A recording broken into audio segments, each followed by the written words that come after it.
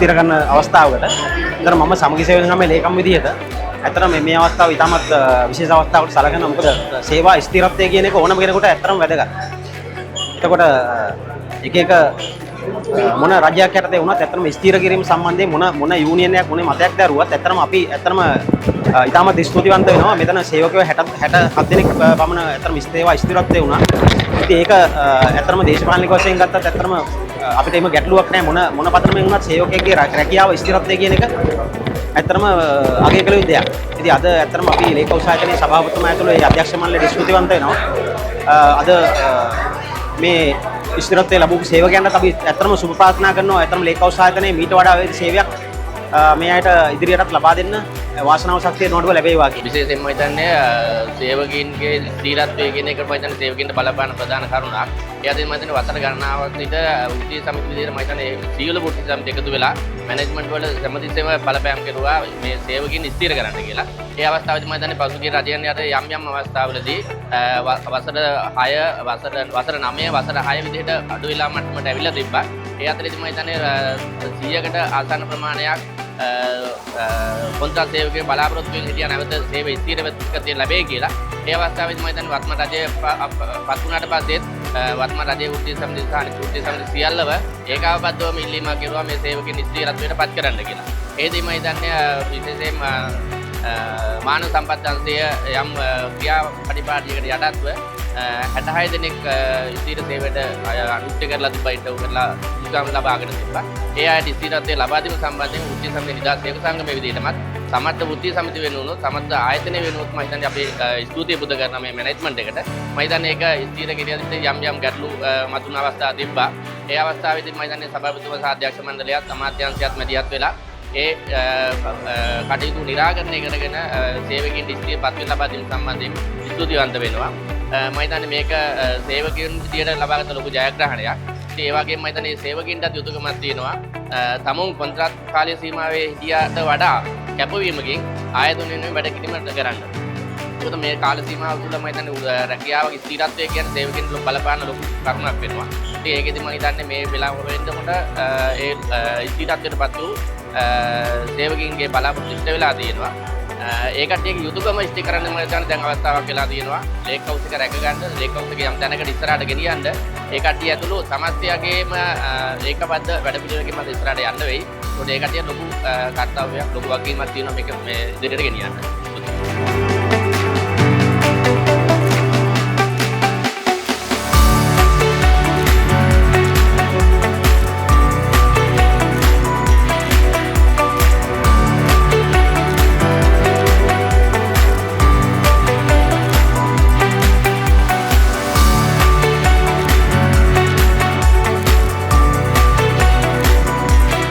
අද දින ස්ථිර සේවයට පත්වෙච්ච සියලුම සේවක සේවිකාවන්ට සුභාශිංසනය ප්‍රාර්ථනා කරනවා. ඒ වගේම තමයි පසුගිය රජයන් යටතේ ඒ කියන්නේ අපේ රජය යටතේ ඊට කලින් තිබුණු රුවන්පේ රජය යටතේ හිටපු බඳවාගත්ත සේවකයන් මේ අවස්ථාවේ ගොඩක් දෙනෙක් සිටිනවා. එහෙම වෘත්තීය සමිති වශයෙන් හෝ දේශපාලනයක් නොබලා සේවය ස්ථිර කිරීම සම්බන්ධව පාලන අධිකාරියටත් සභාපතිතුමා ඇතුළු අධ්‍යක්ෂක මණ්ඩලයට මම ස්තුතිවන්ත වෙනවා. මොකද එහෙම බැලුවොත් වැඩිපුරම ඉන්න සේවකයෝ ඉන්නේ අපේ රජයන් යටතේ පත්වීම් ලබා ගතපු අය. ඉතින් මුලින්ම එහෙම ස්ථිර කරපු එකට සභාපතිතුමා ඇතුළු අධ්‍යක්ෂ මණ්ඩලයට නැවත වතාවක් ස්තුතිවන්ත වෙනවා. හැබැයි අර කිව්වා මේ ගොඩකන්ද සහෝදරයෙක් කිව්වා වගේ මේ ස්ථිර වෙච්ච සේවකයෝ දැනගන්න ඕන තමන්ගේ කාර්යභාරය කොහොම සිද්ධ කරන්න ඕනද කියන එක තමන් පැවැරෙන රාජකාරී ඒ විදිහට ඉෂ්ට කරලා මේ ලබාගත් ස්ථිර පත්වීම ඵලදායීතාවයක් ආයතනයට ලබා දෙනවා නම් ඉතාම වටිනවා. අන්තර් සමාගම් සේවක සංගමය වෙනුවෙන් මේ වෙච්ච කාර්යභාරය ඉතාමත් අගය කොට සැලකනවා. විශේෂයෙන් ලේක් හවුස් සභාපති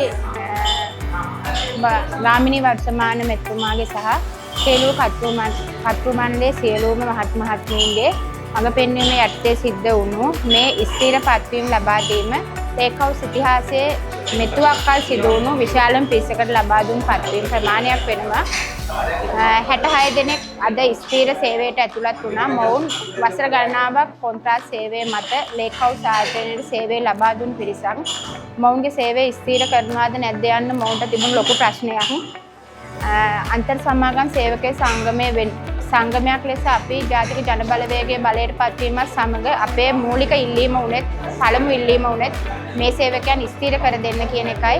අපි කිසිදු පෞද්ගලික ලාභ ප්‍රයෝජන අපේක්ෂාවකින් තොරව මේ සියලුම මෙම කොන්ත්‍රාත් පදනම මත ඉන්න සියලුම සේවකයන් ස්ථීර කර දෙන්න ඉල්ලීමක් කරා. ඒ අනුව පළමු අධීරය යටතේ 66 දෙනෙකු අද දින ස්ථීර සේවයට ඇතුල් වෙනවා. ඒ ඊළඟ අධීරයේදී කොන්ත්‍රාත් සේවකයන් ස්ථීර කිරීමත් මොවුන් මතමයි රඳා පවතින්නේ. ඒ නිසා මේ ලේක් හවුස් සභාපතිතුමාගත් මේ තීරණය නැවත වරක් අන්තර් සමාගම් සේවක සංගමය වෙනුවෙන් එතුමාට බෙහෙවින් ස්තුතිවන්ත වෙනවා.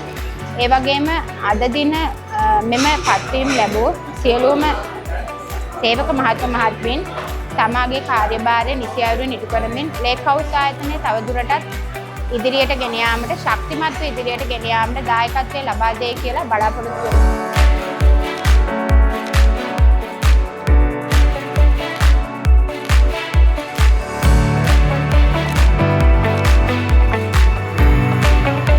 ලංකාවේ සීමාන්ත එක්සත් ප්‍රතිපත්ති සමාගම ලේක් හවුස් ආයතනය විසින් අද දින දීර්ඝ කාලයක් කොන්ත්‍රාත් මදරමේ සේවය කරපු සේවක සේවිකාවන් හට ස්ථිර පත්වීම් ප්‍රදානය කිරීමේදී අද ලබා දුන්නා ප්‍රවෘත්ති දෙපාර්තමේන්තුවේදී.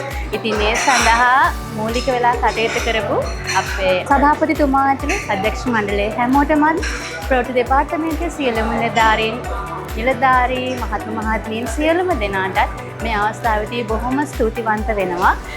සේවකයන් වෙනුවෙන් මේ වගේ ඉතාමත් සාධාරණ මානුෂීය තීරණයක් ලබා ගැනීම සම්බන්ධයෙන් ඒ වගේම අධ්‍යක්ෂ මණ්ඩලයෙන් ඉල්ලා සිටිනවා ඉදිරියට සේවක සේවිකාවන්ගේ සුබ සාධනය ගැන හිතලා සේවක සේවිකාවන්ගේ රැකියා සුරක්ෂිතතාවය ගැන හිතලා ඉදිරියටත් මෙවැනි ක්‍රියාමාර්ග ලබා දෙන්න කියලා. ඉතින් බොහොම ස්තුතියි. නැවත වතාවක් ස්තුතිවන්ත වෙනවා.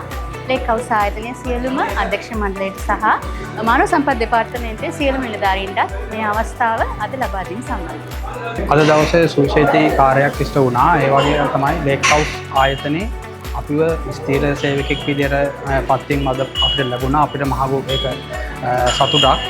ඒ වගේම මහඟු අපි අධ්‍යක්ෂක මණ්ඩලයට ස්තුතිවන්ත වෙනවා මේ අපිව ස්ථීර කිරීම සම්බන්ධව ගැන. ඒ වගේම ලේක් හවුස් ආයතනයේ සියලු දෙනාටත් අපි මේ මොහොතේ ස්තුතිවන්ත වෙනවා අපි ස්ථීර කිරීම සම්බන්ධව.